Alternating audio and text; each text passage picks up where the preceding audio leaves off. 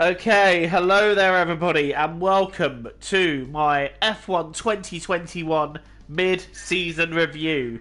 This will be where I'm giving thoughts, feelings, opinions and just about everything on the season we've seen so far, how I feel the drivers have fared, and a couple of insights as to what I think is going to happen over the next few races. So without further ado and without further tangent, let's get started. First off, I'm going to go through each of the drivers and give thoughts on how I feel they've fared this year, and yeah, basically that. So let's start off then with the team that are at the back, and that is Haas. And let me start off firstly with Nikita Mazapin. Now, I've already said my bit about what I feel about Mazepin, his actions off track, etc. This isn't going to be anything to do with his off-track activities or anything like that. This is purely based on how I feel he has fared this year, as well as areas I feel he could improve on. So let's get straight underway then. And I'm going to say right now, Mazepin, in my opinion, has been the weakest driver of the year. I'll be honest, his first few races were nothing short of embarrassing. He'd always seemed to be facing the other way. It literally came across as if he was completely incapable of controlling the car. And he had a lot of issues with blocking other drivers as well. Most famously, Perez in what I believe was Portimao while Checo was leading. So there was a lot of that in the first part of the season. But I have noticed small improvements being made here and there for Nikita, and if he carries on improving the way he is, carries on making these little steps forward, he could end up matching Mick. So who knows at this stage? But so far, I haven't really been impressed with anything I've seen from Mazepin, and I think he's still got a lot to learn and a long way to come. So, yeah, I can't really say an awful lot positive for Mazepin there, but I will say I have noticed the little improvements that he has made. So, it's not entirely discouraging, but I'm not gonna say too much more, really. I'm just gonna leave it at that. Right. Over to Mick Schumacher then, and I'm gonna say this. There have been flashes of absolute brilliance from Mick Schumacher in what I have seen so far. He was racing some of the big boys in Hungary. The battle with Verstappen where he just got his elbows out and he wasn't taking any of Max's nonsense. That to me was some of that Schumacher magic that we all know and love from the good old days. So it was good to see that. He's also had races where he's bothered Nicholas Latifi and been racing him and battling him. So I do believe that Mick is getting more out of the Haas than Nikita is. And not just that, but for me, in my opinion, rookie of the season. Because what he's doing in that car, again, it just shows that Schumacher magic. I don't think we've seen anywhere near the fullest of Mick's potential yet. So I'm really looking forward to seeing Mick get in a better car and see what more he can show. And I think the second half of the season, there will be more to show for him. Right, so on to the next team, which is going to be Alfa Romeo, who are currently 9th in the Constructors. As a whole, I don't really feel that the team is neither here nor there. So I don't really know what more I can say, really. Giovinazzi, again, other than scoring that point at Monaco, again, he's had a season where I can't really pinpoint any moment he's really stood out. Like I said, he's just been neither here nor there. And with Kimi Raikkonen, okay, he's got a point himself. Potentially two, pending obviously the results of the Aston Martin appeal. But, again, neither here nor there, and I do feel like with a lot of up-and-coming drivers in F2 and the talent pool as big as it is there,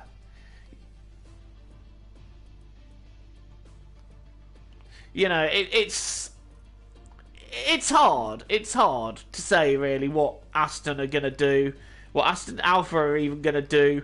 And I'm blocking your comment right away because that is not on. That is not on. That is not on at all. I will not allow that for a second. That is unacceptable. That is unacceptable. If you're going to be a prick in my live stream, don't be in my live stream at all. So, but yes, Alpha, are neither here nor there. And with Kimi, you get the feeling that that's a driver that is very much in the sunset years of his career, but he's having fun doing it. So that's what's important, really. So yeah, that's all I can really say for Alpha. They're neither here nor there. Let's go on to Williams now, and I just want to straight away say congratulations on the massive points haul for Williams. Absolutely brilliant to see them in the mix again, and they regularly seem to be in the midfield, which is nice to see. They always seem to be in the middle or the back of the midfield, and that's good to see again.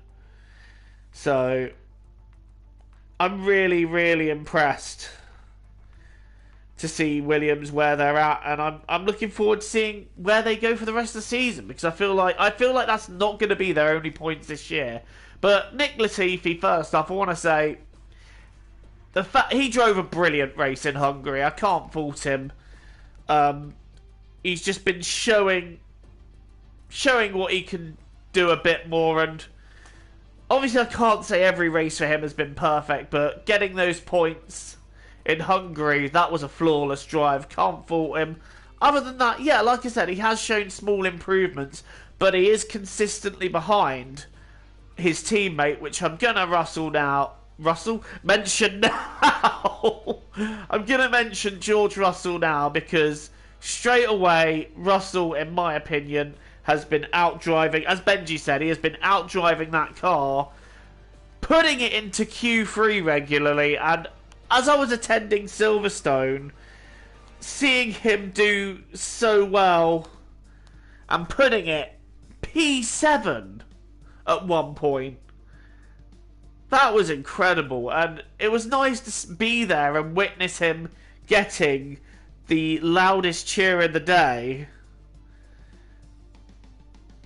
So that was incredible. But yes, it's great to see George finally getting the reward of his hard work of a couple of championship points. It may not seem like much, but to George that's going to mean everything. And I'm just saying this now. Get him in a Mercedes next season. I can't see any justified reason why he shouldn't be in a Mercedes for next season.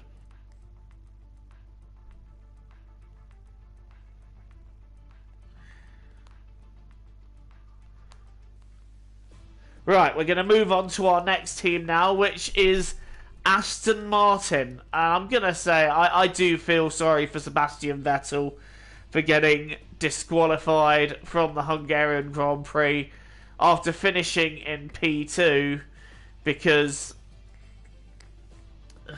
Vettel drove an incredible race and he very nearly won it. So I can't say there's too much fault there, but obviously rules are rules, as bullshit as they are. But let's discuss the team actually. So Stroll, I can't really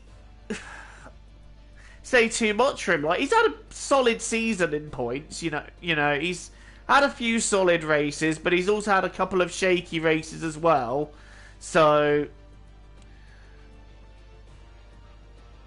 yeah, it's kind of hit and miss for Stroll, really. And again, we're seeing a little bit of that inconsistency that we used to see in his early seasons. But like I said, a few solid races, bit of bad luck as well, obviously, with his blowout in Baku, but we just have to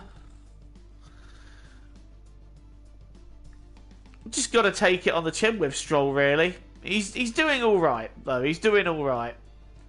But I will say, moving on to Sebastian Vettel, if my controller will let me, Sebastian Vettel has had a great season, and I feel like Seb has found he has found his oomph again. You know, he has found that he seems to be more like himself again and less worn down and beaten down as he was when he was driving for Ferrari. And it was very clear that driving for Ferrari was not only bringing him down, it was bringing his morale down, and he just wasn't himself at all. So seeing Sebastian more like the Seb we know and love, seeing him a lot happier, it's nice to see. And the performances are showing. Like, if you discount the fact that he was obviously disqualified from Budapest, he's had 2 podiums this year. You know, the guy just, he seems to have found himself again. Right, let's move on. We're going to discuss, if I can find it, AlphaTauri next. Now, AlphaTauri, for me, bit of a dark horse this season. They've really moved forwards yet again, and you rarely see them outside the top 10. So AlphaTauri, something of a really strong season for them so far, and I hope it continues to be, because for a team, even though they are known as Red Bull's sister team, you know, I feel like the amount of work they put in, they deserve to be where they're at the moment. So let's discuss the drivers then. Yuki Tsunoda. I'm not going to say that, you know, the first half of his season has been peachy.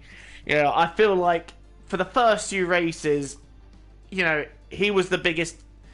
He was a bit of a letdown. You know, he had some really poor showings. His attitude towards the team was very poor as well, and I just feel like he wasn't the driver that we were promised after watching F2. But as the season's progressed, you know, I've noticed big improvements with Tsunoda, and now he's always sort of there or thereabouts with Gasly. And I feel like as Tsunoda gains that experience within the team, gains that experience within F1, he's only going to keep getting better. So I don't think we've seen the best of Yuki Tsunoda just yet. And, yeah, he's pushing Gasly quite hard now. And speaking of Gasly, again, so far, first half of this season, nothing short of brilliant. And I really do feel like this guy is starting to show more and more that he deserves a chance in a top team, because once again, brilliant first half of the season, getting on the podium in Baku, of course, which really impressed me. And yeah, once again, one of the top 5 drivers of the season Pierre has been. I can't say I can really fault him. He's had a bit of bad luck, obviously, with Charles driving into him in Austria or Styria. It's one of the 2 Austrian races. It's basically the same thing, okay? It's basically the same thing. Getting caught up on lap 1 shenanigans in Bahrain as well has not helped him, but I feel like Gasly's had another incredible season, and I do think Red Bull are going to be watching very, very closely over the coming weeks. Coming few races even. Right, let's move on to Alpine. And first off, we are going to discuss our most recent race winner. Take a bow, Esteban Ocon. If someone had told me the morning I woke up yesterday that Esteban Ocon was going to win that race, you know what I would have said? I would have said don't rule it out, because anything can happen in F1, and it usually does.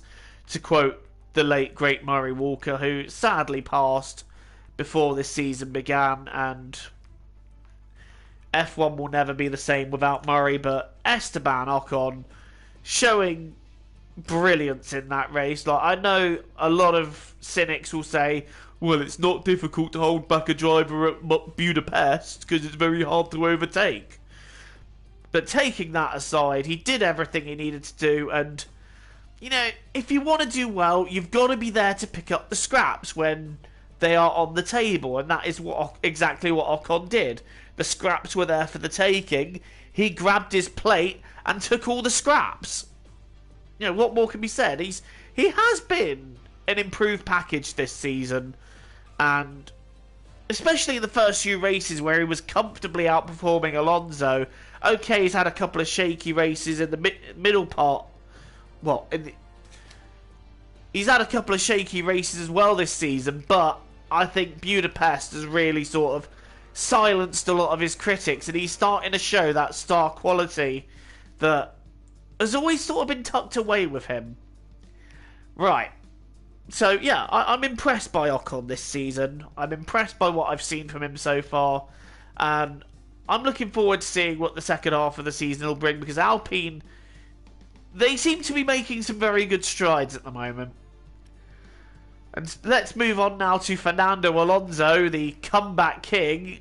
Yeah, not going to lie, the first few races of his comeback, I was just thinking, this is starting to remind me of Michael Schumacher's comeback a little bit here, but once we got into a few races in, he just started showing some of that old Fernando magic and cunning and just all the things we love to see about him, and he played the team game to a T in Hungary, holding back Lewis Hamilton to ensure that Ocon could stay far enough ahead to win the race. And the way, he battled Lewis and the way he kept him behind was incredible.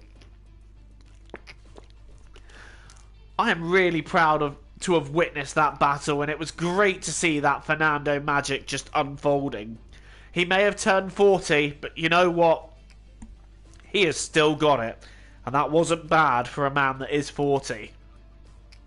Right. 4 teams to go then. Let's start with McLaren. Daniel Ricciardo. Yeah, he hasn't really seemed to have got the hang of the car yet this season. Like, he doesn't seem to have got on top of it at all. And I don't know why. Now, this is the thing I'm always going to say. I always say this, and I'm going to carry on saying it. I don't know if where he is a statement on Ricardo or a statement on just how good Lando is, because Lando is, and we're going to get on to Lando in a minute, is just royally outperforming him. So I don't want to call that one yet, but it just seems to me that Ricardo isn't on top of it all at the moment, and I hope he does find a way to get some of that form back, because I still stand by that Daniel Ricciardo is one of the best on the grid, and it's a shame that we haven't really seen him utilise the best of that yet.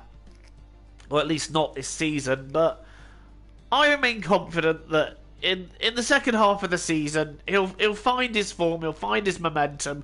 We've got a 4-week break coming up now, which I think will help as well. So who knows? Hopefully we will see him up there with Lando more often. And now we're going to get on to Lando Norris, who for me has been the absolute star of the season, hands down. He is doing an insane job in that McLaren at the moment. 3 podiums so far this season. Imola, Monaco, and I think there was one in Austria, one of the Austrian races, where he literally beat Lewis Hamilton in a fair fight, hands down. So that in itself was incredible as well. And he's just really showing some star world-class quality here. And I feel like with a car that could fight for the championship, there's just no knowing what Lando could be doing at the moment. But then again, I could say the same for George Russell, And one thing I will say for George as well that I didn't mention earlier is I know everybody nicknames him Mr. Saturday, but he started showing some of that form on Sundays as well. He very nearly scored in Austria, actually, but we all know in the last couple of laps, Fernando Alonso pipped him. Like, come on, you're not going to keep Fernando Alonso behind. That guy is just cunning like a fox. But anyway, solid season so far for Lando. Very unlucky in Hungary to get caught up with Bottas deciding that he's lost his mind and deciding to just RKO 3 drivers out of nowhere, but we'll gloss over that. No, Lando's been brilliant this season. 3 podiums so far, and I do think, and I'm calling it now, that a first win is coming this season. All it takes is a race like Budapest, and it could happen, and he'll be there. I'm calling that Lando's first win is going to be this season. Right, well, let's move on to the improved package of the season, Ferrari. I'm going to start with Charles Leclerc now. I want to say before I get into this, I am a massive Leclerc fanboy. He is my idol. He is my favourite driver. He can do no wrong. I mean, look at him. He's beautiful. But I'm going to have to try and remain unbiased for... Do you mind? I'm trying to do a live stream, cat. And all I can hear is you squawking at me. Anyway. Yeah, I've got a cat that's just run in and now started meowing at me. So let's get on with this. And Leclerc, I feel like he's been quite unlucky this season, you know. I feel like that quite a few times luck has not been on his side.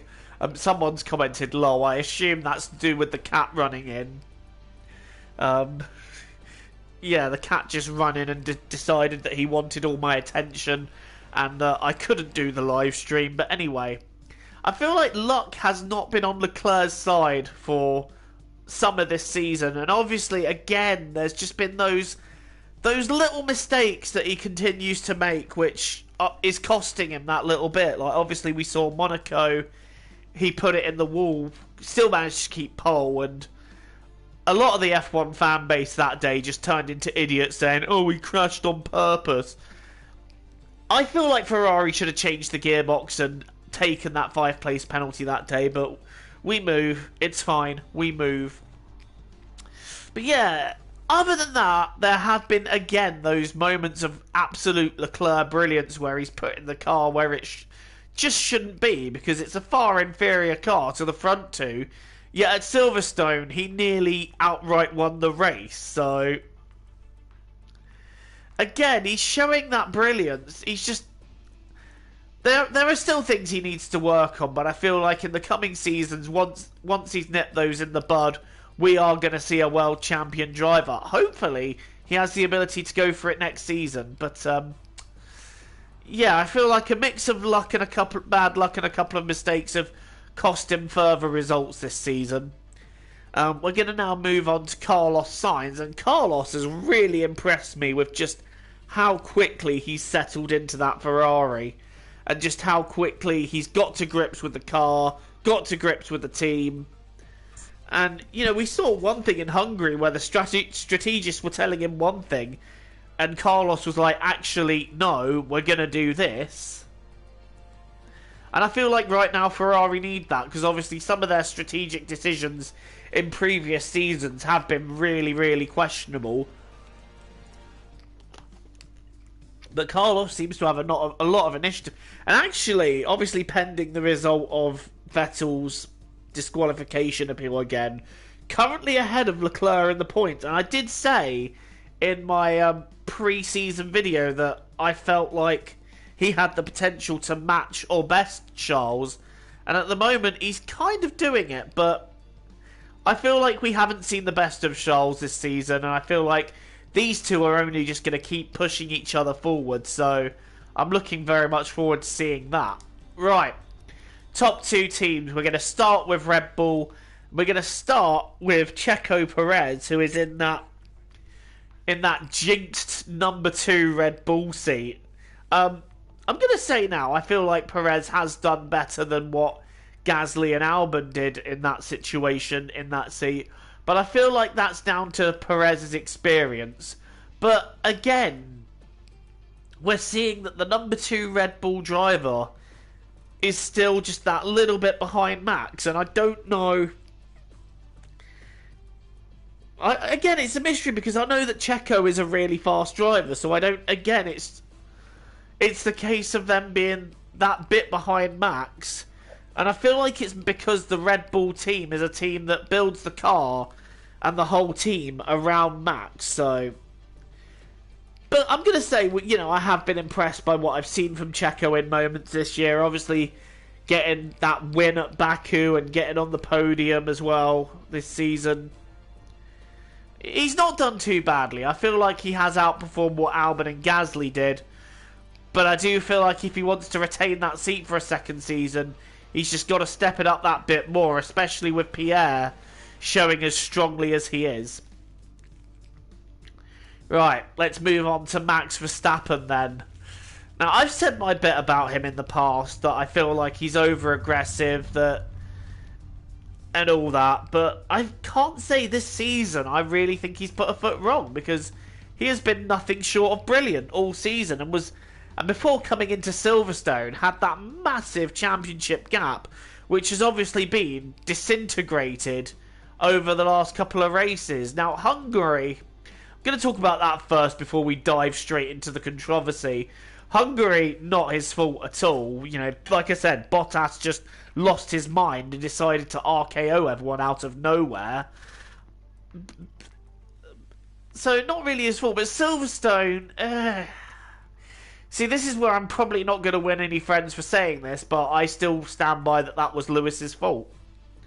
I feel like he was very lucky to get away with a 10-second time penalty as he did. You know, I feel like that should have been a stop-go. You know, he wiped out his championship contender, put him in a wall. So, I think a 10-second time penalty was pretty damn lenient, if I'm honest. But that's going to be an unpopular opinion, and I feel like a lot of people are going to disagree with that.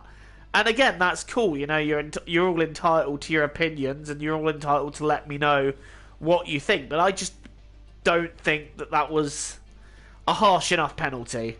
But we're going to go into Lewis in a minute. But other than that, you know, I feel like, again, bad luck has kind of harmed Max a little bit. Obviously, with that tyre blowout in Baku, the incident at Silverstone and the incident at Budapest, unfortunately, it is adding up, and he's not showing that. And that's where Lewis always seems to be ahead, because Lewis Hamilton, whenever he's having an off race, you know, he's always picking up the seconds, the thirds. Whereas with Max, it does seem to be a bit of an all or nothing deal. Again, I can't really say this season through fault of his own. Obviously in Hungary, he was driving the whole race with a very damaged car, so we don't even know where he could have ended up in the race if not for that. It's one of those things we'll never know, but I do feel like, hands down, this has been Max's best year so far. And do I think there'll be a fight for the championship? I think it's going to be very hard for Red Bull to retake that momentum. Obviously, with Mercedes having so much of it right now, it is very difficult to tell which way this one is going to go. But yeah, if anyone can take back the momentum, I think Max has got the best chance. Right, on to Mercedes. Let's start with Valtteri Bottas. It's been a shocker of a season, really, hasn't it? I'm not even going to sugarcoat this. It's been a shocker. It's not like he's even really stood out and shown great form, really, at any point. He just hasn't really been there, you know, and he's had some pretty poor races this season. And Hungary, complete brain fade into turn one, I've got to say. I don't know. I feel like for a driver whose seat is obviously under question at the moment, because there's a lot of rumour suggesting that George Russell is going to have that seat next year. For a driver who's fighting for a seat, I'm not really seeing that I'm fighting for my drive spirit from him. And I do feel that Valtteri just hasn't really delivered this season.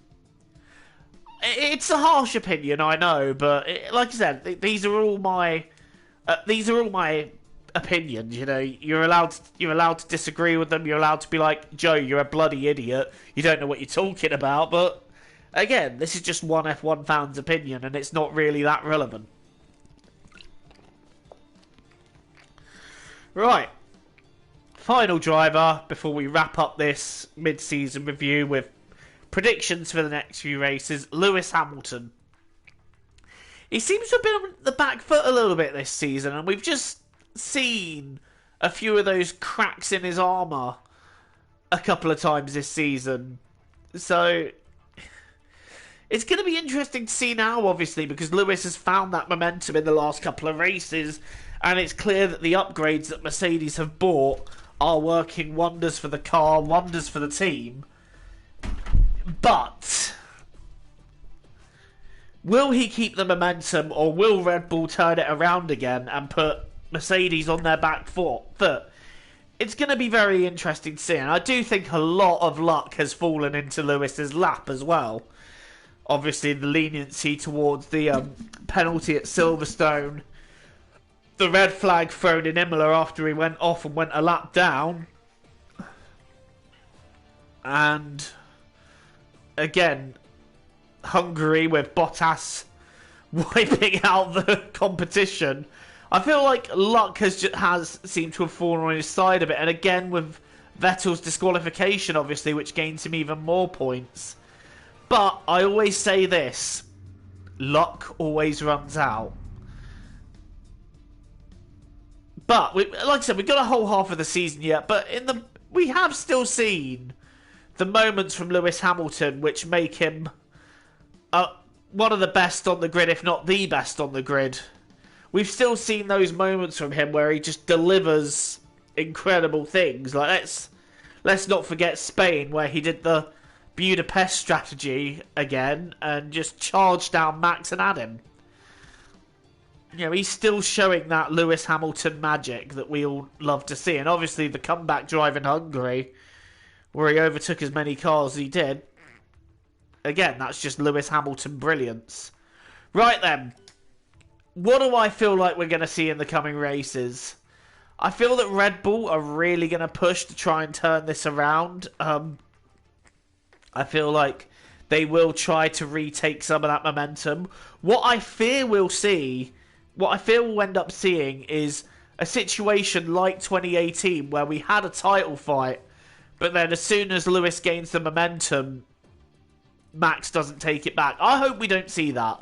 I hope we see a straight fight that goes all the way to the final at Abu Dhabi. And let's be honest, it's the one thing that will give me motivation to watch that race, because that one always tends to be a bit of a snoozer. But yeah, I hope that Red Bull do turn it around and we get more of this rivalry that, let's be honest, we're all loving at the moment. I hope that Leclerc gets that win, obviously, because I really thought he was going to win at Silverstone. But he drove an absolutely insane race there, so I'm hoping he gets a win at some point this season. I feel like we will see a first win for Lando as well.